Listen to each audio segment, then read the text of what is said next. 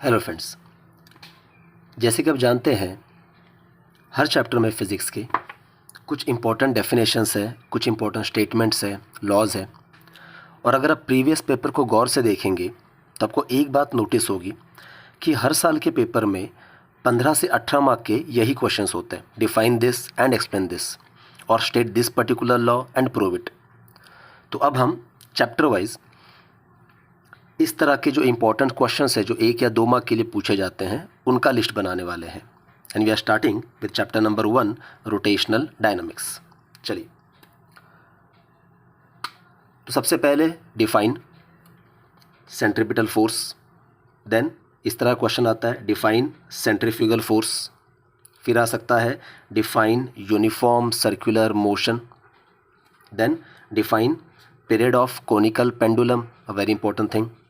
Then define moment of inertia of a body.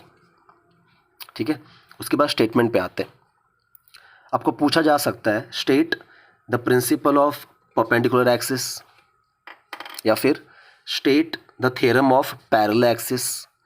अब जैसे मैंने कहा क्वेश्चन इस तरह से आता है, state and prove the principle of perpendicular axis, state and prove the theorem of parallel axis. लेकिन जैसे शुरू में हमने कहा कि सिर्फ मैं 1 या 2 मार्क के क्वेश्चन ही लिस्ट डाउन कर रहा हूँ, इसीलिए मैंने सिर्फ स्टेटमेंट का ही क्वेश्चन लिखा है। ठीक है, स्टेट और प्रूव जब आता है तो वो 3 या 4 मार्क का क्वेश्चन बन जाता है।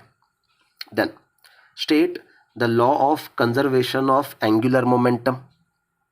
उसके बाद state SI unit and dimensions of moment of inertia. तो आपको 2 मार्क का क्वेश्चन इस तरह से बन के आ सकता है, define moment of inertia and state it's SI unit and dimension. So definition के लिए आपको 1 मार्क मिलेगा और एसआई यूनिट और डायमेंशन लिखने के लिए आपको और 1 मार्क मिलेगा।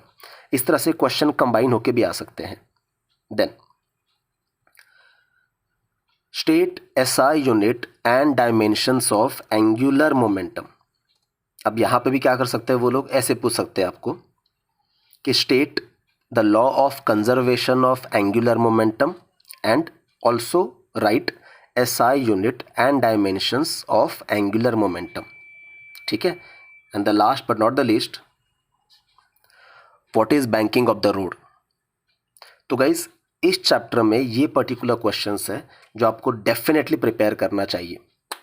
हर चैप्टर में इस तरह से अगर हम लिस्ट बना के प्रिपेयर करेंगे तो ये जो कुछ 15-17 मार्क्स हैं, कम ज़्यादा ऑफकोर्स हो सकते हैं हर साल, इनको स्कोर करने में आपको बड़ी आसानी होगी।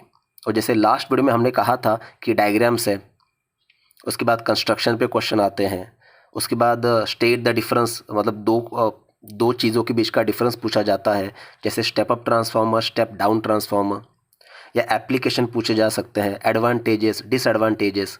तो ये सारे वो थ्योरी क्वेश्चंस हैं जो आप हर चैप्टर में से जॉट डाउन कर सकते हैं और कम से कम टाइम में इनको बड़ा अच्छे से प्रिपेयर कर सकते हैं। उसके बाद आप डेरिवेशंस, न्यूमेरिकल पे काम कर ही सकते हैं। Thank you.